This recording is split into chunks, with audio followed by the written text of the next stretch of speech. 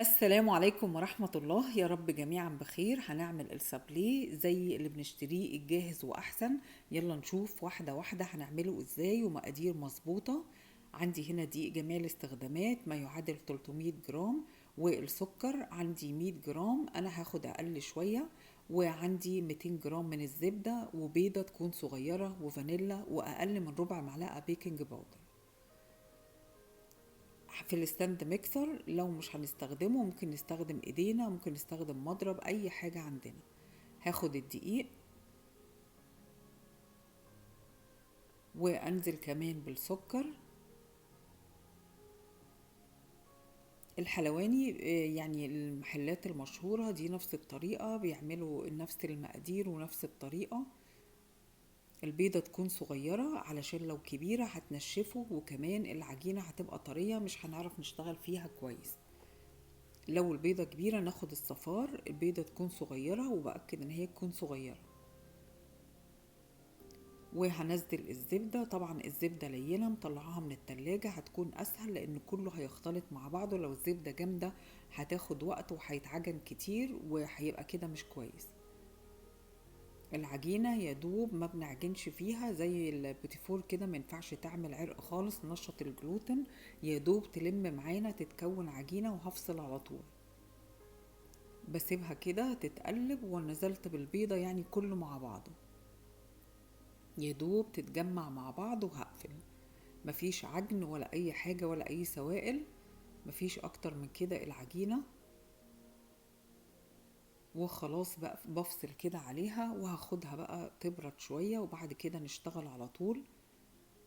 لو الجو عندك حلو في المطبخ زي ما انتم شايفين العجينة ناعمة ومتماسكة نقدر نشتغل. قسمتها وخدت كده يعني ممكن يكون نص ونص او واحدة اكتر شوية، وعلى بلاستيك باك كده وحطها ونفردها. الطريقة دي سهلة جدا، بتسهل علينا وبيطلع ممتاز. زي ما انتم شايفين شكله هتشوفوه قد ايه في التقطيع بيبقى سهل وسلس معانا جدا، مفيش اي صعوبة فيه نهائي. حتى لو بعمل كمية اقدر اشتغل فيها كده على اجزاء، اعمل مقدار كبير مفيهاش اي مشكلة، سهلة جدا. بفرد، وطبعا ما بنرقهاش قوي، بتكون حوالي 1 سنتي اللي هنعملها بسكوتة واحدة. وبنفردها كلها بنفس المستوى، لازم تكون كلها بنفس المستوى، اساوي على قد ما اقدر عشان تبقى نفس السمك كلها حتة واحدة. طبعا ما بنضغطش، انا بمشي بس الرولر بين كده، مش يعني مفيش ضغط خالص. ونحاول ان احنا على طول يبقى شغلنا سريع علشان العجينة ما تسخنش معانا. حطيتها كام دقيقة كده في التلاجة، وهبتدي بقى اقطع خلاص كده يعني هشتغل فيها. القطاعة بس بحط كده دقيق بسيط، هي متماسكة لكن علشان تطلع بسهولة. وسهلة جدا زي ما انتم شايفين، بتطلع قد ايه سهلة وماسكة نفسها، ما فيهاش اي مشاكل. العجينة ناعمة جدا على فكرة، هتشوفوا قد ايه هو ناعم بعد ما يستوي. واقطع بقى بالاشكال اللي انا عايزاها، اي اشكال بنحبها. وهتشوفوا هعمل كمان قوالب وكده، هنعمل كام حشوة فيها. تابعوا معايا للاخر علشان هتشوفوا كل الخطوات، وان شاء الله هتعملوا احلى سابليه، والنتيجة هتكون مرضية جدا بالنسبة لكم. الاجزاء بقى اللي بطلعها الصغيرة دي بشتغل بيها في التزيين. وبكمل طبعا كل البواقي باخدها وبدورها تاني، وبنفس الطريقة. طبعا لو العجينة حسيتوا ان هي سخنة دخلوها تاني التلاجة. انا بالنسبة لي عادي ممكن اشتغل فيها حتى من غير الكيس البلاستيك، بفردها بالنشابة عادي. المهم ان احنا نكون في سرعة علشان العجينة ما تسخنش، وما نحطش دقيق كتير، كل شوية العجينة تفك مننا. ونحط هنا، حطيت القوالب فردتها ونزلت العجينة على القوالب بالشكل ده.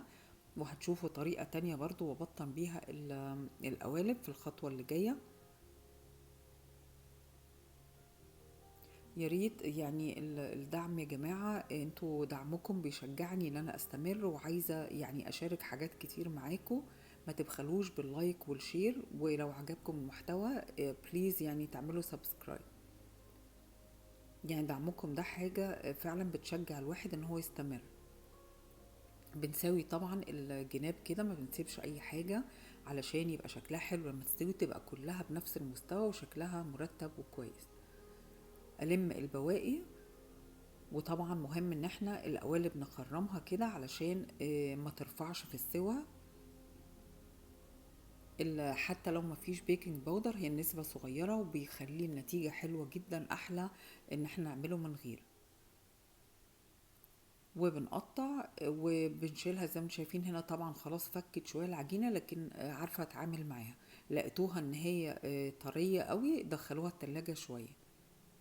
دي طريقة تانية نبطن بيها. بناخد جزء طبعا على قد القالب وبنفردها كلها بنفس المستوى. لازم نلف عليها كده بايدينا علشان تبقى كلها قطعة واحدة متماسكة، وما بنرفعهاش يعني ميكونش سمكها رفيع. وبساوي طبعا الاطراف كده علشان يبقى شكلها حلو، ما نسيبش الاطراف كده فيها زوايد. والفرن زي ما قلت لكم شغال على 180، مش اقل من كده ومش ازيد، دي احسن حرارة يستوي فيها. بساوي طبعا ضروري، لازم كل الاطراف نشيلها، ما نخليش اي زوايد خالص، وبالشوكة علشان ما ترفعش. هنا انا خلصت وخلاص. هو دخل الفرن بعد 20-22 دقيقة بقى بالشكل ده. هنبتدي بقى نعمل الحشوات اللي احنا هنحشيه بيها. اول حاجة هعمل الكراميل. عندي نص كوباية من السكر، هنزل عليها بمعلقتين من المية واسيبهم يتكرملوا لما يبقى لونهم ذهبي كده فاتح. وعندي هنا نص كوباية من الكريم ومعلقة صغيرة من الستارش، الكورن ستارش، معلقة بس صغيرة بتدي قوام جميل وكمان بتقلل السكر. هنا الشوكولاتات اللي هزين بيها واعمل منها الجناش، وشوية من المكسرات وجوز هند خشن. تقدروا تستخدموا اي حاجة عندكم توظفوها في البيت. بنزل كده بالكريم مع معلقة النشا وبقلب لغاية ما يتماسك. طبعا طفيت النار وبقلب وبنسيبه يبرد بيتماسك. وهنا الشوكولاتة عملت لها حمام مية، او تحطوها في الميكرويف. تاخدوا بالكم ان هي ما تستويش جامد، يعني تاخد وقت علشان ما تنشفش. وحطيت معلقة من الزيت وقلبتها. وبحط بقى شوية من المكسرات. نقدر نستخدم اي حاجة وكل واحد حسب ذوقه، الحاجات دي بترجع لكل واحد مش اساسي، يعني نقدر نعمل اشكال كتير. وهنا الجناش بعد خلاص ما جهز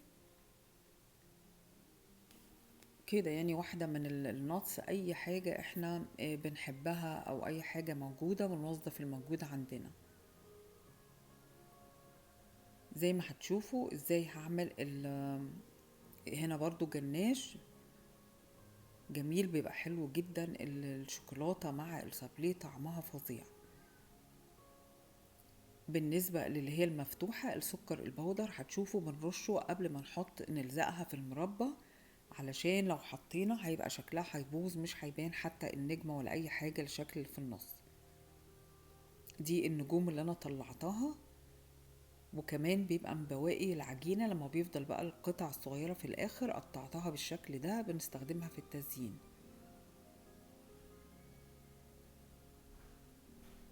وهنا الكراميل طبعا هيجمد بعد شوية، خلاص هو يدوب ابتدى يبرد. ودول بلزقهم كده بجناش، بيبقى حلو جدا، طعمه حلو قوي. وهنا السكر البودرة هو قبل ما الزقها مع المربى. نحط كده معلقة اي مربى، بس طبعا ما ينفعش تين وكده والحاجات اللي فيها ستيدز دي. اي نوع مربى بس تكون ناعمة. وهنا الشوكولاتة البيضة الباقي منها بشكل بيه كده شوية مجرنش كده فوق. طبعا نقدر نلون حتى الشوكولاتة زي ما احنا عايزين، ممكن نحط الوان، كل واحد حسب رغبته والموجود عنده. الحاجات دي بترجع لذوق كل واحد يعني. كده انا خلصت تقريبا كل المقدار. بتمنى الوصفة تعجبكم وياريت تدعموني، وبنتظر الكومنتات. وشكرا ليكم وشكرا لدعمكم. اشوفكم الفيديو الجاي. كل سنة وانتم بألف خير. باي باي.